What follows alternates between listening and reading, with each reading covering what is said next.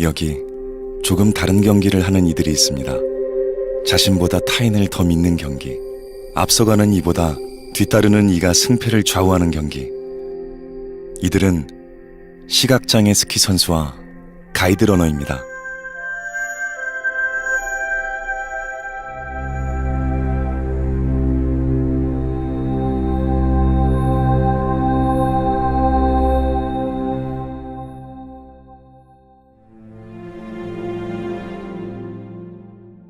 왼쪽 눈은 완전 실명을 하고 오른쪽 눈 시력은 정상인이 보는 거에 한 10분의 1?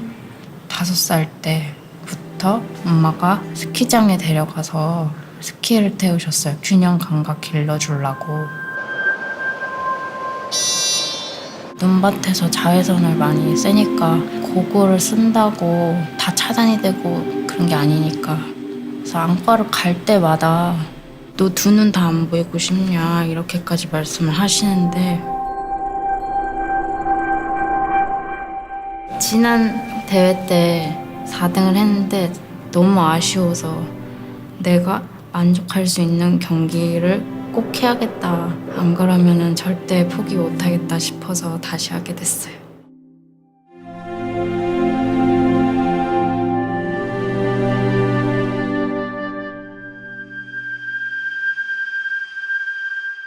선수 생활은 12년, 13년 국가대표가 되는 게 꿈이었고, 최종적으로는 이제 메달을 따는 게, 큰 대회 가서 메달을 따는 게 꿈이었습니다. 은퇴하고 겨울을 어떻게 보내야 되나라는 상상을 못 하겠더라고요. 양재림 선수의 가이드를 뽑는다는 게 있다라고 해서 이렇게 운이 좋게 뽑히게 돼서 유일하게 코스에 2명이 내려갈 수 있는 경기입니다. 눈이 불편한 선수들을 위해 코스를 안내하는 시각선수의 눈이 되어주는 거죠.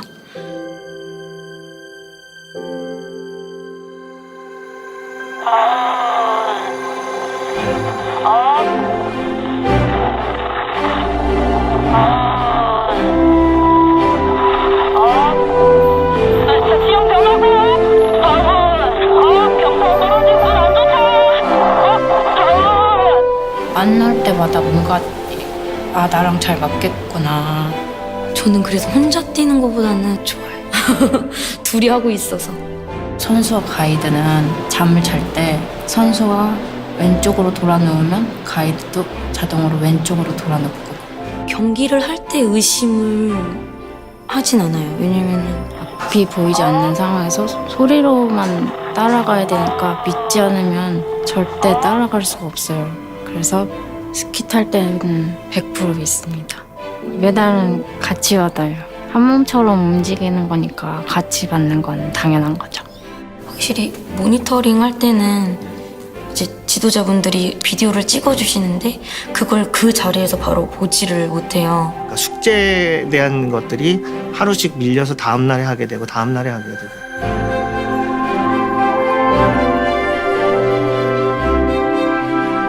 그런 시스템이 적용이 된다라고 하면은 보통 도움되는 건 아니에요. 이유는 다시 올라가서 그거를 바로 연습을 할 수 있는 환경이 주어지면 되게 좋은 거죠. 510일 정도 남았는데 집중해서 잘 준비해가지고 제 꿈을 이루고 싶습니다. 연결이 있어 불가능은 없습니다. 언니, 안녕? 같이 이렇게 만난 게 인연이라고 얘기했었잖아. 나는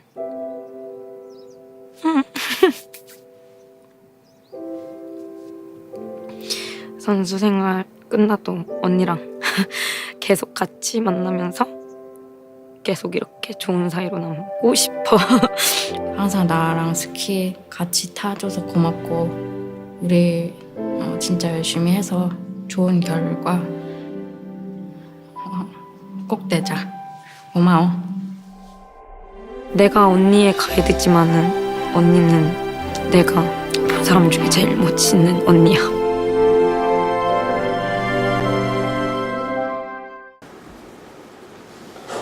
네. 안녕하십니까? 안녕하세요. 네, 식사 맛있게 하셨습니까? 네.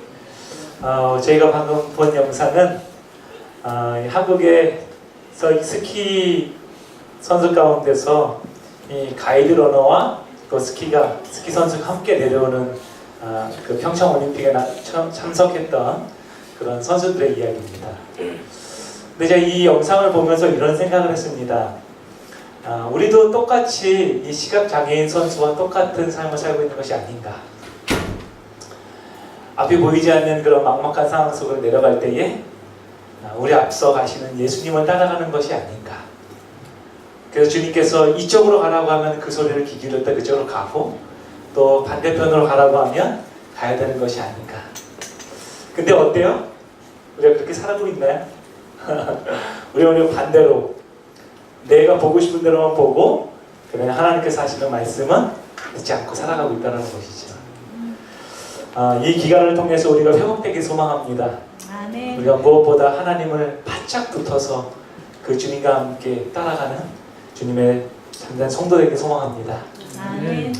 오늘은 두 번째 시간으로서 상처는 꽃이 된다라는 제목으로 함께 말씀을 묵상하길 소망합니다. 여러분, 이 사진 보신 적 있으십니까? 굉장히 유명한 사진이죠. 수단의 그 빈곤 가운데서 죽어가는 어린아이를 그냥 죽을 때까지 누가 기다리는 거예요? 독수리가 기다리고 있는 것입니다. 이 사진을 찍음으로 말미암아서 세계적으로 유명한 사람이 되었고, 그 다음에 사진작가에게 주어진 노벨상이나 불리는 이 플리처상을 받은 사람이 있습니다. 근데 참 재미있는 것은 뭐냐면 이 사람이 누구냐면은 바로 이 프랑스 작가인 케빈 카터라는 사람인데요. 이 사람은 이 사진을 찍은 다음에 몇 달이 안 돼서 자살을 했습니다. 왜 그럴까요? 그리고 그 자살하는 그 차 안에서는 다음과 같은 글이 적혀져 있었어요. 어린아이에게 물을 주어야 할 것인가? 사진을 먼저 찍어야 할 것인가? 사실은 이 작가는 이 사진을 세상에 공표한 이후에 굉장히 많은 비난에 시달렸습니다. 그 이유는 뭐냐면 사진을 찍지 말고 독수리를 쫓아냈어야 된다는 거예요. 자신의 성공만을 위해서 어린아이를 희생시켰다고 그런 비난을 받은 것입니다. 그리고 몇 달이 못 돼서 그는 죽었어요. 근데 사실은 달랐습니다. 사실 이 사진을 찍게 된 것은 이 작가가요, 원래 있어야 될 곳에부터 떠나 나온 것입니다. 어린아이들 도와주기 위해서. 그리고 도와주러 그곳을 갔는데 그곳에서 망설인 거예요. 왜냐면은 당시에 그 사진 작가들이 아프리카에 갔을 때에, 수단에 갔을 때요, 절대로 그들이 허락한 사람들 외에는 만지지 못하게 돼 있었어요. 왜냐하면 전염병을 가지고 돌아올 수 있기 때문에 그런 것입니다. 그곳에서 그 작가는 고민에 빠졌습니다. 내가 도와줘야 될 것인가? 그리고 그는 사진을 찍기로 결심을 해요. 그 이유는 그 사진 한 장으로 더 많은 아이들을 구원하기 위해서 그 사진을 찍은 것입니다. 그러나 세상의 사람들은요, 사진만을 보고 비난을 해요.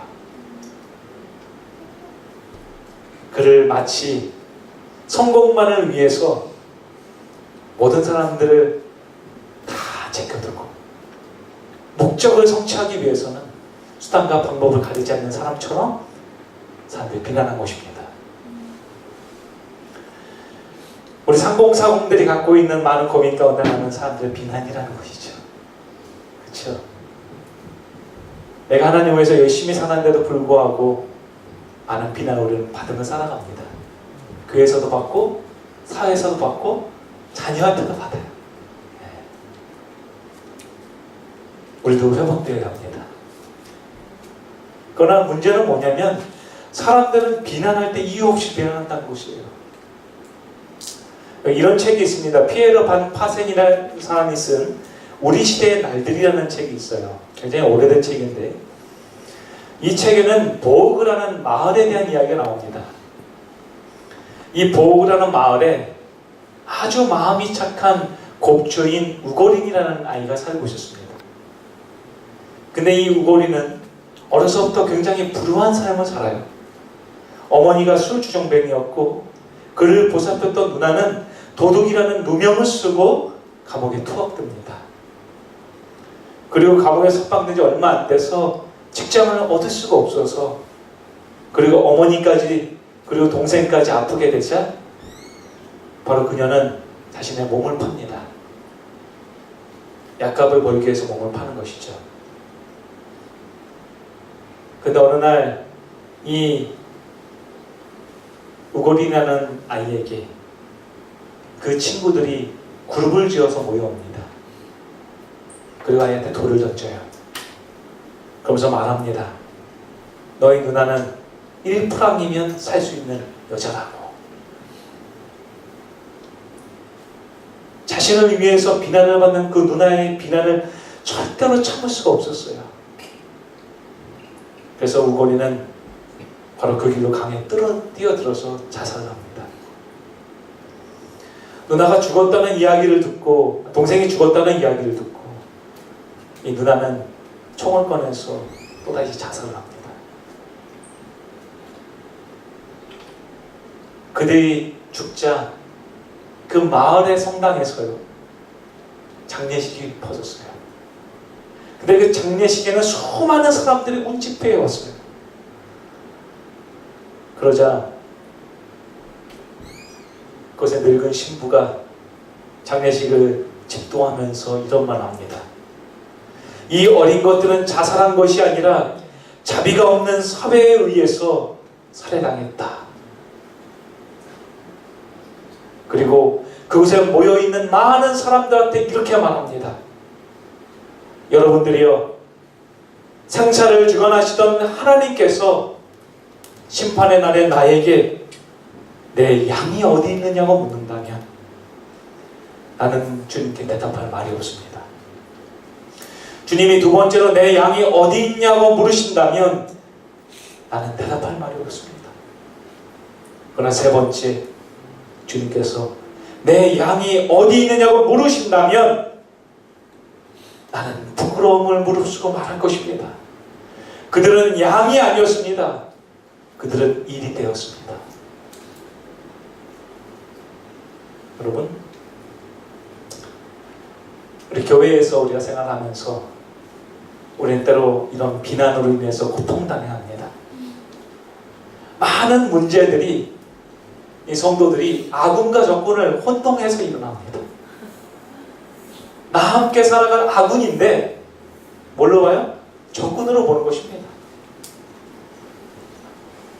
근데 성경에 보니까 이런 자비 없는 사회 속에서 살아가고 있는 한 여인이 요한복음에 나옵니다. 요한복음 7장 1절과 2절에서 예수님에 대해서 성경 말하기를, 그 후에 예수께서 갈릴리에서 다니시고 유대에서 다니려 아니하심은 유대인들이 누구를 죽이려고 해요? 예수님을 죽이려고 하는 것입니다. 그런데 그 다음 장인 요한복음 8장에 보니까 또 다른 여인이 나오는데 성경은 말하기를, 서기관과 바리새인들이 은행 중에 잡힌 여자를 끌고 와서 가운데 세우고 말합니다. 선생이여, 이 여자가 가늠하다가 현장에서 잡혔나이다. 뭐라는 거예요? 당신도 비난하는 거예요. 그런데요, 이 성경절이 일어나고 있는 7장과 8장은 사실은 한 시간대에 일어나는 것입니다. 바로 초막절이라는 명절이 일어나요. 성경의 초막절을 구성하는 두 가지 요소가 있습니다. 하나는 물이고 하나는 불빛이에요. 그래서 말하기를, 내가 호렙산에 있는 그 반석 위에 거기서 내 앞에 서리니 너는 반석을 치라. 그럼 뭐가 나와요? 물이 나온다는 것입니다.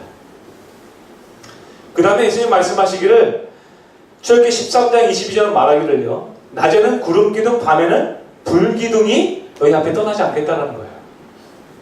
이 초막절은 뭐냐면 하나님께서 광야의 시간 동안에 인도하셨고 그들의 삶 속에 계셨다라는 것을 증명하고 기억하는 날인 것입니다. 그런데요, 이 초막절에 사람들은 뭐하고 있습니까? 하나님이 나의 삶을 인도하셨고 구원하셨고 나를 지금껏 보호하셨다는 것을 기념하는 그 초막절에 사람들은 예수님을 비난하고 이 여인을 잡아오는 것입니다. 이 초막절은요, 조금 더 설명을 드리면은 처음에 기온샘이라는 이 샘에서 제사장이 물을 둡니다. 그럼 그 물을 들고 모든 사람들이 그 물을 들고 어디로 오냐면 성전을 향해서 올라가요. 그리고 성전을 향해서 올라가면서 어떻게 하냐면 시편 120편서부터 134편까지를 한 장 한 장 노래합니다. 한 장씩 노래하는 거예요. 하나님이 보호하셨고 인도하셨고 우리를 지금껏 하나님께서 사랑하셨다는 것을 노래하는 것입니다. 그러면 이제 저녁이 됩니다. 그 저녁에 온 성전을 다 불태우는 것입니다. 성전에 모든 등마다 불을 붙여가지고 사람들이 그곳에 모입니다. 그래서 양을 잡죠. 그 양을 하나님께 드리면서 하나님의 구원을 노래하면서 끝나요. 여기 잘 보시면은 이 초막절을 구성하는 두 가지 요소가 여기 나오는데 그 두 가지 요소 가운데 핵심 사상이 뭐냐면요, 하나님의 그 놀라운 구원의 역사를 찬양하고 구원하고 그분의 용서를 경험하는 거예요. 근데 요한복음 7장과 8장에 보면 하나님의 용서를 경험해야 되는 그 시간에 이스라엘 백성들은 다른 것을 하고 있다는 것입니다. 그래서 요한복음 7장 8절에 보면 예수님께서는 말씀하시기를 목마른 사람들 다 내게 오라고 얘기하세요. 그리고 8장 10절은 말하기를 나는 세상의 빛이다라고 얘기해요. 물과 빛이 있는 것입니다.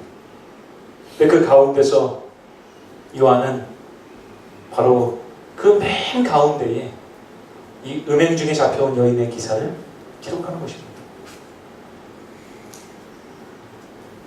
사람들은 하나님께서 보여주신 놀라운 용서의 역사를 잃어버렸어요. 그리고 그 하나님을 오해하고 있다는 것입니다. 하나님의 율법을 내 것처럼 막 쓰는 거예요. 그리고 사람들을 정죄하는 데 사용하는 것입니다. 여러분, 오늘날 교회가 왜 이렇게 어렵습니까? 왜 우리가 다니는 그 교회들이 세상으로부터 비난을 받습니까? 왜 기독교인들이 이렇게 세상에서 비난 가운데 있습니까?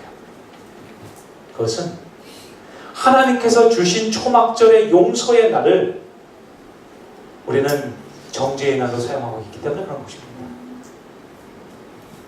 그렇다면 우리는 어떻게 해서 하나님의 참된 용서를 경험할 수 있을까요? 이제는 그 두 가지를 함께 묵상해 볼까 하는데요.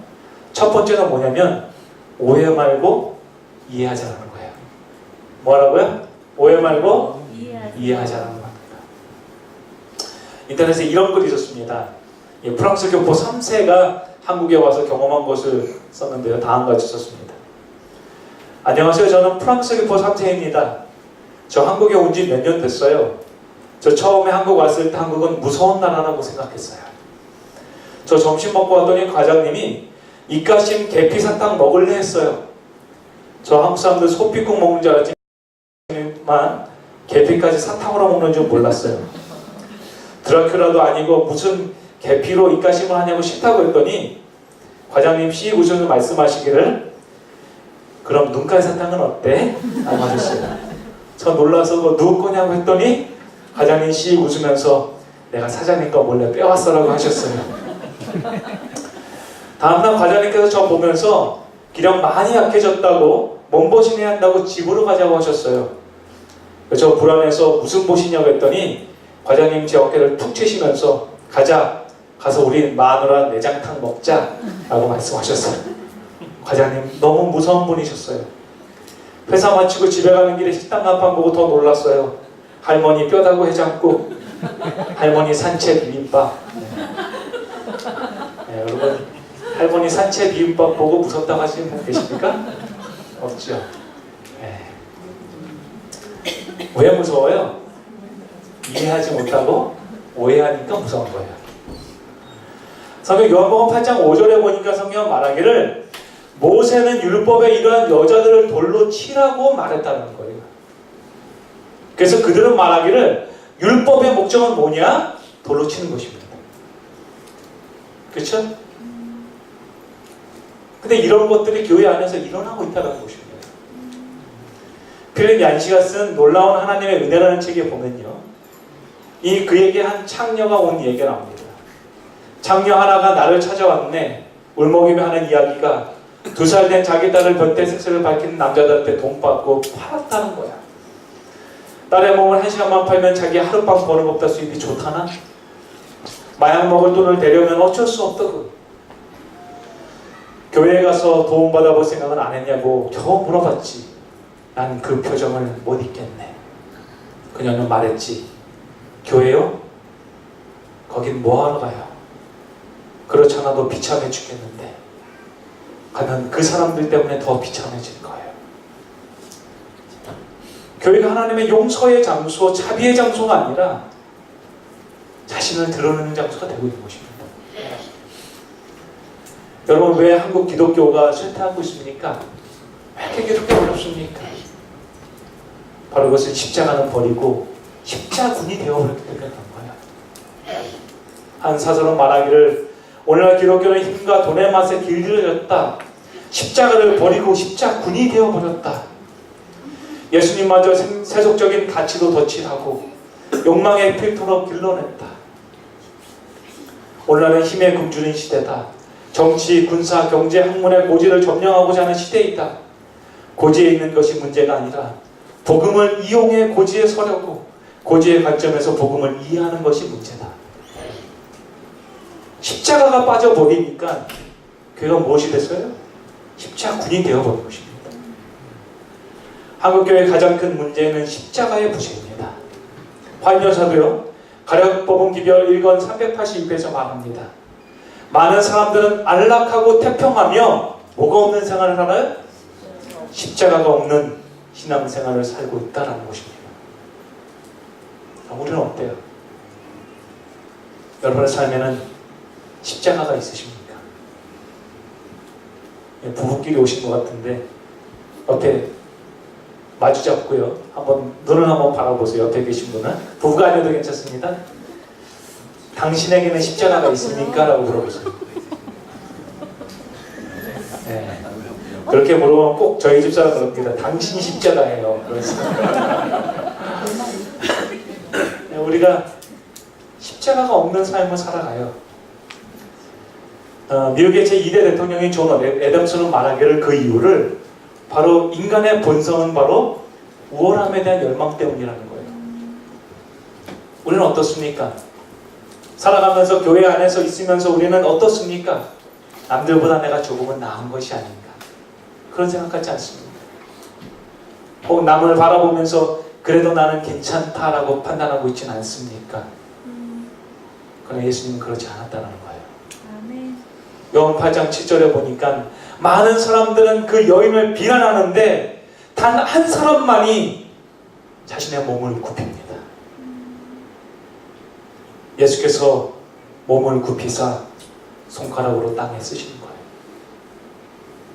이것에 대해서 화인 여사는 말하기를 그리스도께서는 인간이 하늘을 얻을 수 있게 하시고자 모든 것을 희생하셨다. 예수님은 한 사람을 구원하기 위해서 자신의 모든 것을 굽히신 것입니다. 희생하신 것이죠.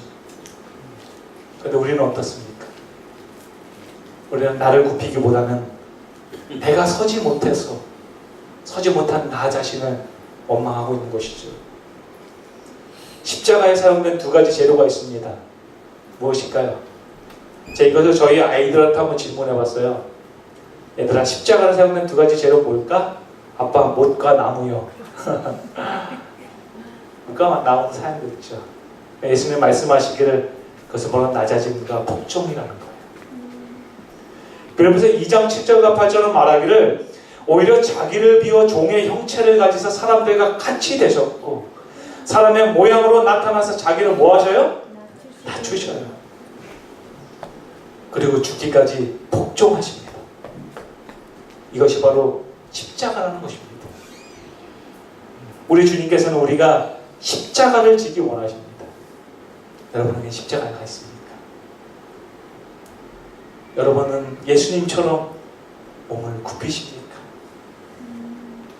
시대소만 462페이지에는 말하기를 사람들은 죄는 사랑하면서 죄인은 미워한다. 그러나 그리스도께서는 죄를 미워하고 죄인은 사랑하신다.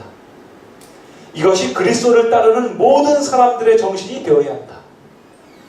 그리스도인의 사랑은 비난하는 데는 느리고 회개함을 분별하여 용서와 격려를 하는 데는 신속하고 방황하는 자를 거룩한 길로 인도하여 그의 발이 그 길에 머무르도록 해야 한다. 우리가 이렇게 된다면 우리 교회가 행복할까요? 아멘. 우리 교회가 사랑으로 가득 차겠습니까? 아멘. 아멘. 근데 우리는 거꾸로 가죠. 비난하는 데는 빠르고 회개와 분별과 용서하는 데는 느리고 방황하는 사람들은 내버려 두고 그렇게 살아가고 싶어요. 우리 3040 세대에게는요, 하나님께서 주신 명령이 있습니다. 그것은 바로 사랑으로 느리게 되라는 거예요. 그리스도의 사랑은 비난하는 데는 느려야 됩니다. 회개하면 빨라야 합니다. 방황하는 자를 보면 그를 인도해야 돼요. 그것이 우리의 사명이라는 것입니다. 아멘. 두 번째로 참된 용서를 경험하는 방법은 뭐냐면 마음으로 고백하라는 것입니다. 뭐예요? 마음으로 고백해야 됩니다. 근데 마음으로 고백하는 게 참 어려워요. 그렇죠? 하나님께서 우리에게 마음으로 고백하라고 명령하십니다. 근데 우리가 오늘날 살아가면서 그렇게 고백을 잘 못하고 살아간다는 거예요. 그 고백을 해도 잘못된 고백을 하고 살아간다는 것입니다. 제 인터넷을 보다 보니까 어떤 시어머니와 그 며느리가 카톡을 한 내용이 여기 나옵니다. 며느리가 어머님한테 카톡을 보냅니다. 아버님, 어머님 보세요. 우리는 당신들의 기쁨조가 아닙니다. 나이 들면 외로워져야 맞죠. 그리고 그 외로움을 견딜 줄 아는 사람이 성숙한 사람입니다. 자식, 손자, 며느리에게 인생의 위안이나 기쁨이나 안전을 구하지 마시고 외로움은 친구들과 취미생활로 달래주세요. 죽을 때 누구나 다 혼자랍니다. 어머님, 아버지 그만 아들 괴롭히지 마시고 명절 때 못 가는 거 서운해하지 말아주세요. 그러면서 이렇게 그랬었어요.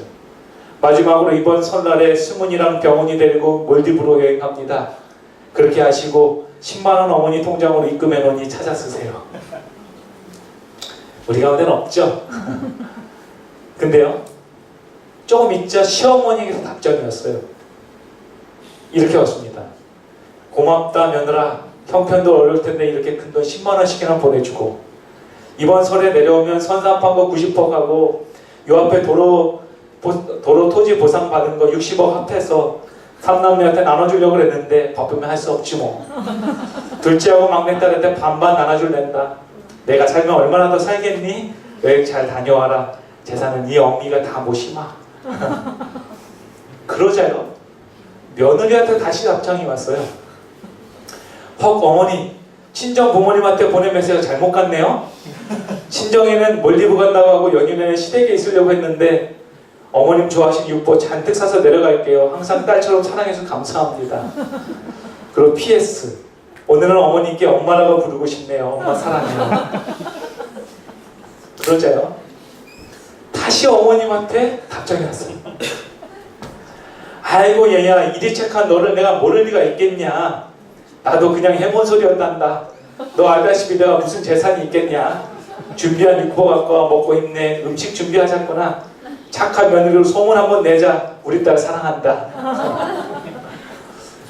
잘못된 고백은 또 다른 잘못된 고백들로 가는 것입니다. 그렇죠?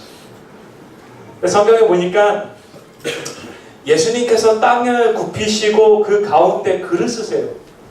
그것을 화인여사는 다음같이 말합니다. 그들의 시선이 예수의 시선을 따라 땅바닥으로 쏠렸을 때 그들의 안색은 변하였다. 그들 앞에 그려져 있는 것은 그들 자신들의 생애 속 숨은 죄의 비밀들이었다. 예수님께서 땅바닥에 몸을 굽히시고 글을 쓰시는데 뭘 쓰세요? 사람들의 죄를 기록하는 것입니다. 맨날 몇 시에 누가 뭐 했고 누가 뭐 했고를 다 적는 거. 요한복음 8장 9절은 말하기를 그들이 이 말씀을 듣고 뭐예요? 양심의 가책을 느껴요. 그런데 참 재밌는 건 뭐냐면 어른으로 시작하여 젊은이까지 그렇죠? 하나하나씩 뭐합니까? 나가요. 그래서 성경 말하기를 오직 예수와 그 가운데서는 여자만 남았더라. 죄가 기록되는 그 순간에 자신의 죄가 드러나자 사람들이 뭐하냐면 떠나는 것입니다. 뭐하러 떠날까요? 죄를 감추려고 떠나는 것입니다. 정작 하나님한테 자신의 죄를 고백하고 하나님께 나아가야 될 사람들이 하나님께 고백하기를 두려워하는 것입니다. 여러분 어떠십니까? 성경은 말하기를 오직 예수와 그 가운데서는 여자만 남았어요. 이제 예수님은 여인에게 말씀하십니다. 예수께서 일어나사 여자 외에 아무도 없는 것을 보시고 이르시되 여자여 너를 고발하던 그들이 어디 있느냐? 너를 정죄한 자가 없느냐? 주님 말씀하십니다. 주여 없나이다. 예수께서 이르시되 나도 너를 정죄하지 아니하노라.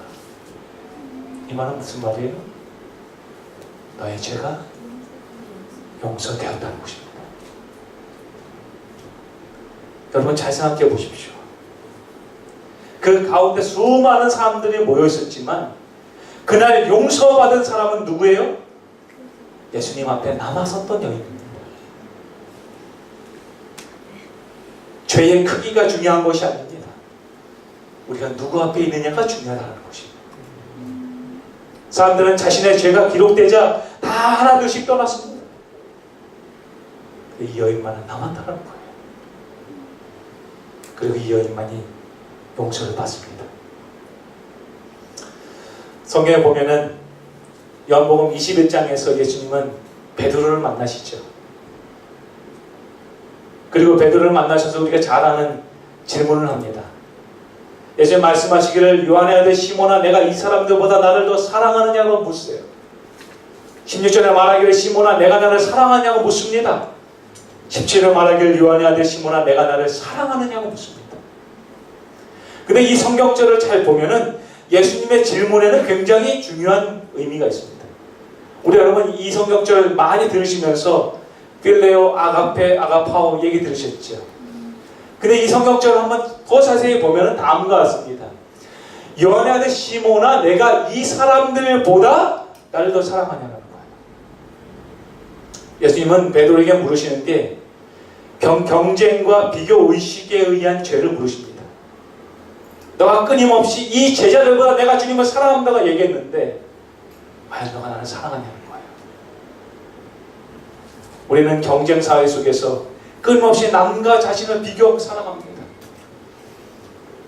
근데 주님 묻습니다. 너가 그것을 버릴 수 있겠냐? 주님 묻습니다. 내가 나를 사랑하느냐?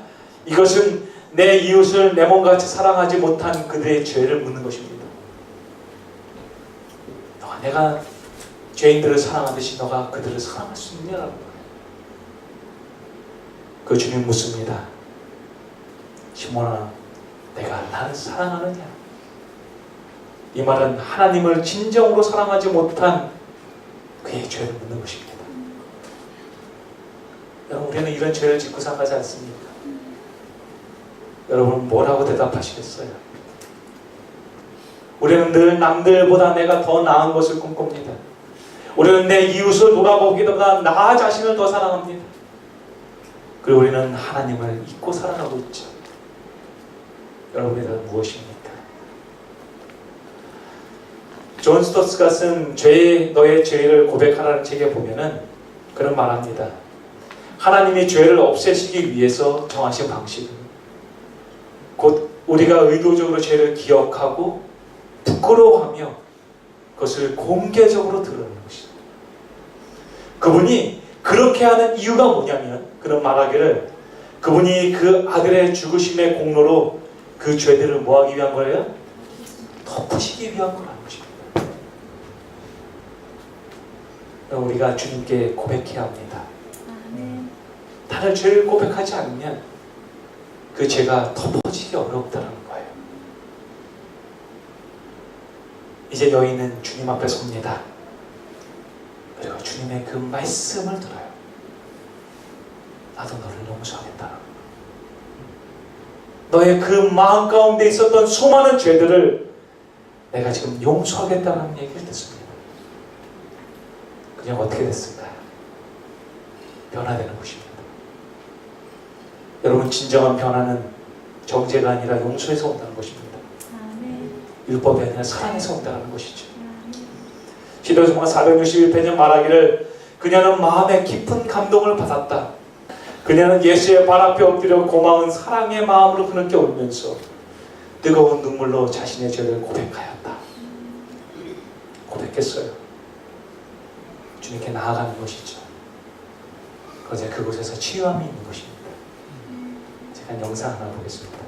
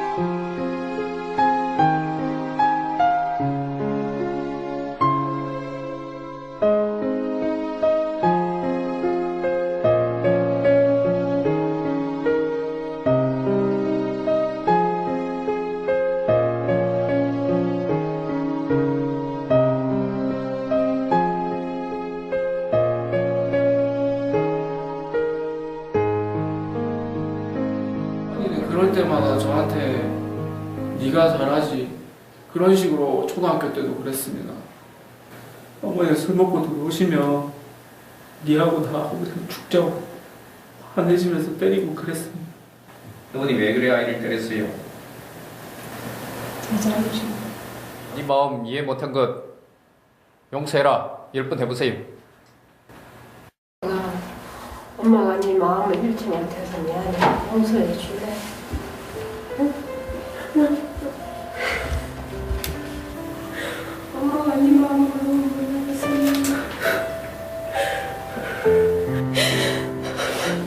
선생님, 앞으로 이 아이 제가 잘 책임질 테니 엄마도 좋게 참아주세요. 제가 이렇게 깊은 상처를 가진 줄은 정말로 몰랐습니다. 어머니 사랑합니다. 어머니 사랑합니다. 어머니 사랑합니다. 어머니 사랑합니다.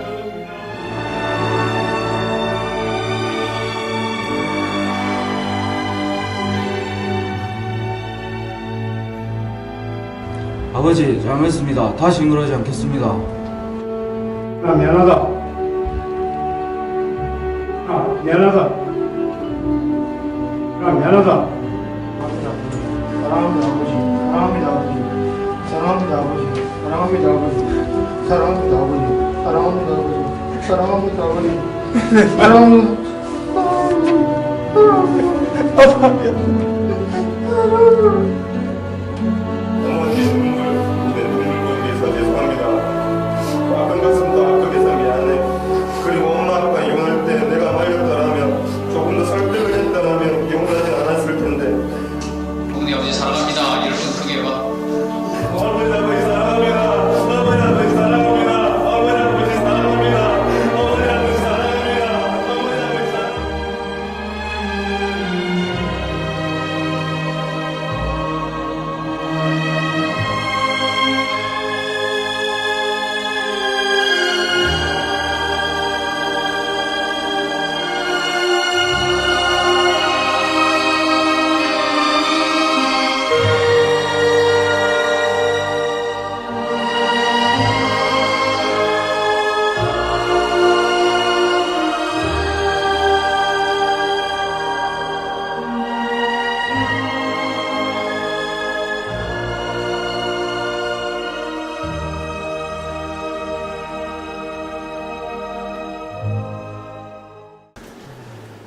사람들에게 죄를 알려주고 사람들에게 그 죄의 대가를 물어야 될 판사가요, 그 죄의 대가를 묻지 않고 그들에게 고백하게 합니다. 저는 그의 모습을 보면서 하나님의 모습을 발견합니다. 우리 주님께서는 우리의 죄를 묻지 않습니다. 우리가 고백하기를 원하세요. 주님 사랑합니다. 주님 용서해 주세요. 바로 그 순간부터가 우리의 삶이 회복되어지는 길이라는 것입니다. 이 여인을 회복시킨 것은 그 어떤 사람의 노력이 아니라 바로 하나님의 용서였습니다. 예수님께 용서받자 그 여인의 온 생애가 바뀝니다. 시대소망 461페이지에는 말하기를 이것은 그에게 순결과 평화의 생애, 하나님께 봉사하기 위하여 바쳐진 새 생애의 시작이 되었다. 이 회개한 여인은 예수를 가장 신실히 따른 사람들 중에 하나가 되었다. 자기 희생적 사랑과 헌신으로 그는 예수의 용서하여 주신 은혜에 보답하였다. 은혜인 것입니다.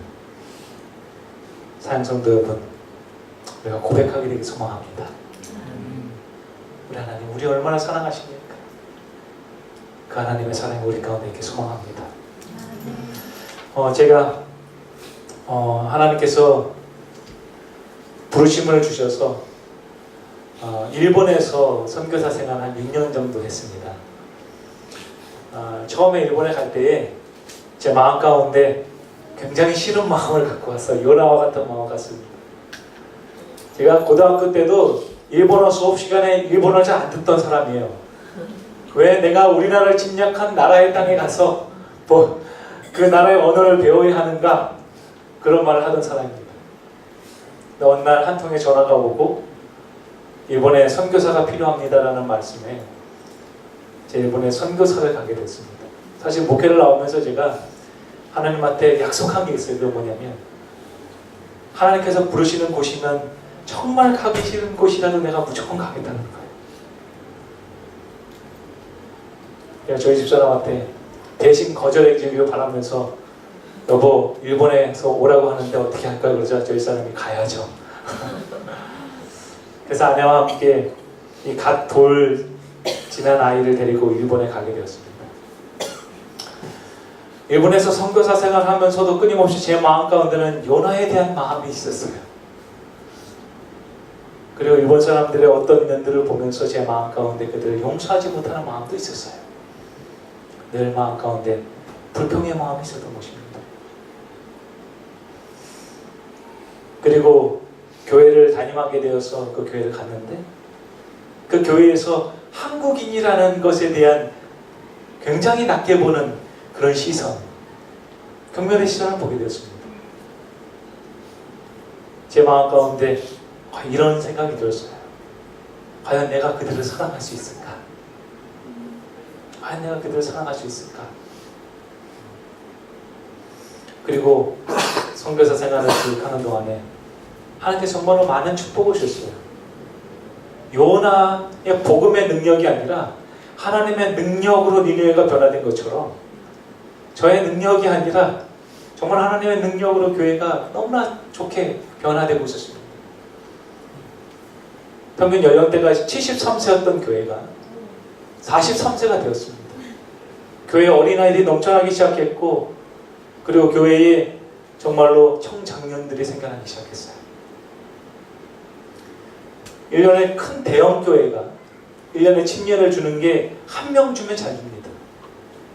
제가 그곳에서 5년 선교사 생활을 하면서 제가 준 침례 수가 16명이에요.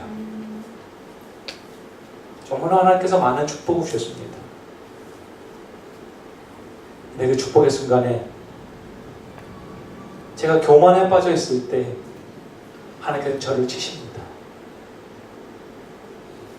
선교사 생활의 거의 마지막이 돼가고 있는 마지막 해에 이 아이가, 저희 큰 아이가 유치원을 이제 졸업하게 되어서 유치원 선생님들 사은회에 갔어요.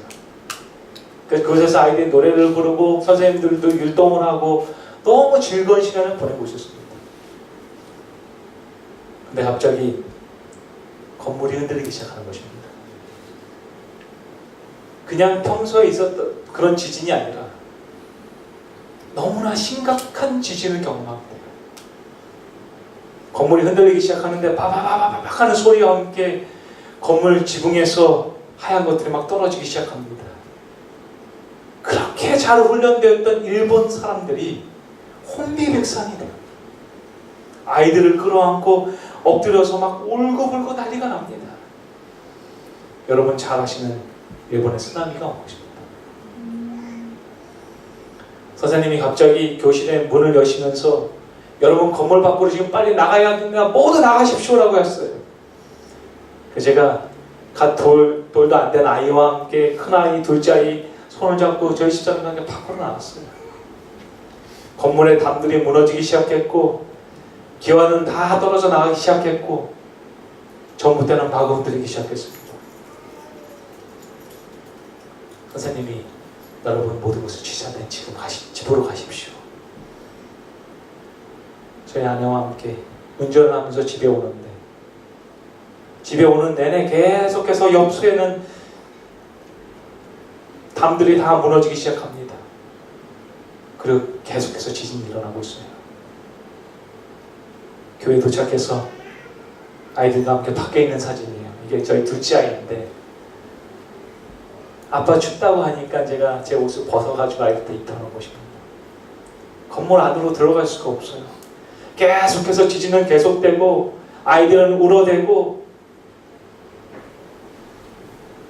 이제 저녁이 되어서 지진이 좀 잦아지자 집에 들어갑니다.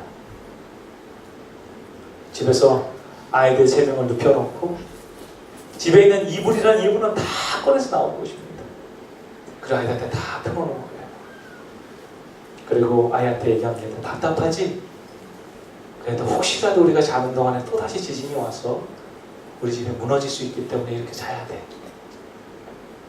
그리고 아이 3명을 앉혀놓고 눕혀놓고 저희 집사람과 함께 계속 기도하면서 옆에서 밤새 있는 거예요. 그날이 금요일이었습니다. 이 금요일날 저희가 장을 보기 위해서 모든 것을 했지만 계획들이 다 사라졌어요. 그리고 아침이 되어서 보니까 일본에 큰 난리가 난 것입니다. 그날 안식일 아침에 저희 교회에 온 전교인입니다. 저희 집사람과 아이들 3명이에요. 이 아이들을 앉혀놓고요. 제가 설교를 합니다. 얘들아, 하나님께서 지으신 집은 어떻다 그랬지? 아빠 반석이요 반석. 그래. 반석에도 바람이 불어 안 불어? 불어요. 반석에도 비가 쳐 안 쳐? 쳐요. 근데 어떻게 되지? 반석은 안 쓰러져요. 그 설교를 하고 아이들 다 집으로 돌려보내고 저희 집사람과 함께 교회에서 기도를 합니다. 근데 지진이 나니까 또 다른 문제가 생기는데 그것이 뭐냐면 물이 없다라는 거예요. 요즘은 전기 시스템으로 해서 전기가 멈추면 물이 하나도 안 나오는 것입니다. 아이들은 목마르다 그러고 아빠 밥을 먹고 싶어요 라고 얘기합니다. 제가 저희 쌀때 얘기하죠. 여보, 안식일이지만 내가 가서 물을 좀 사올게요. 지금 혹시 연 가게가 있을지 모르니까 여러분, 여보, 제가 가서 물을 사오겠습니까? 그러고 차로 갔어요. 차에 가서 시동을 딱 켜는데 저희 집사람이 막 뛰어나오는 거예요. 그래서 뭐 더 사오라고 하나 보다 했더니 여보, 창문을 잠깐 내리세요 그러는 거예요. 여보, 왜? 여보, 안식일이에요. 시동을 끄세요. 그때서부터 이제 신학적인 토론이 벌어지죠. 여보, 예수님도 밀을 까셔가지고 제대로 먹이셨는데 이건 물이 필요합니다. 그러자 저희 선생님 그래요. 여보, 당신은 예수님이 아니에요. 내리세요. 말을 잘 들어야겠죠. 제가 시동을 끄고 나오면서 얘기합니다. 여보, 어떻게 하려고 그래? 저희 집사람이 말하기를, 여보, 하나님이 하신다고 당신 방금 얘기했잖아요. 하나님이 하실 거예요. 그리고 제가 집으로 들어갔어요. 그러면서 1시간 정도를 저희 사람이 교회에서 혼자 있었습니다. 갑자기 저희 사람이 집으로 뛰어 올라온 거예요. 그래서 말합니다. 여보, 물이 나와요. 아, 뭔 소리야 여보. 그냥 교회가 1층이고 저희 집 2층이거든요. 그럼 교회에 물이 나온다는 얘기는 어디도 물이 나온대요. 2층에도 물이 나와야죠. 그래서 저희가 물 나오라고 수도꼭지를 다 열어놨기 때문에 물이 나왔으면 소리가 들려드립니다. 여보, 무슨 하나도 안 나오는데 물이 나오냐고. 따라오세요. 그릇을 하나 들고 따라가는데 교회 식당에서 정말로 새끼손가락 물줄기만한 물줄기가 흘러나오고 있는 것입니다. 그래서 배화에서에다가 물을 봤는데 3분의 2 정도가 차니까 물이 멈춰요. 그리고 물이 3일 동안 안 나왔어요. 제가 그 받아지는 물을 보면서 하나님께 기도했습니다. 하나님 죄송합니다. 하나님 분명히 주님께서 사랑하는 영혼들을 구원하기 위해서 이 땅에 나를 보내셨는데 하나님, 제가 요나와 같이 살았습니다. 불평하고 원망하고 하나님께 드려야 될 것을 드리지 못하고 내가 살았습니다. 하나님 죄송합니다. 사랑하는 성도 여러분, 우리는 어떻게 살아가고 있습니까?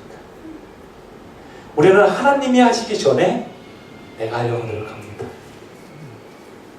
하나님께서 우리의 삶을 인도하시고 우리를 구원하기를 원하시는데 우리는 하나님한테 우리의 길을 맡기지 않는다는 거예요.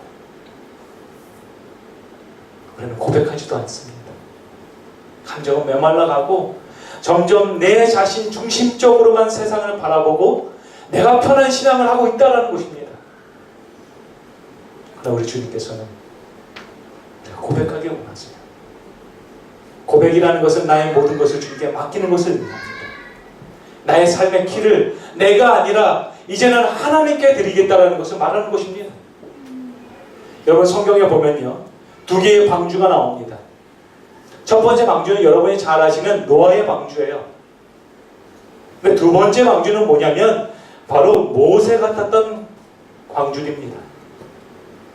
근데 이 두 가지 모두 헬라어로 뭐라고 표현하면 테바라고 표현돼요. 테바. 근데 이 테바라고 표현되는 이 배라는 의미의 이 테바는요, 한 가지 큰 특징을 갖고 있는 것이 뭐냐면 방향을 조정하는 키가 없다는 것입니다. 그렇죠? 여러분, 노아의 방주에 운전대가 있습니까? 없어요. 모세가 탔던 광주리에 그 바구니에 운전대가 있어요? 없어요. 그럼 여러분 그런 건 타고 싶으세요?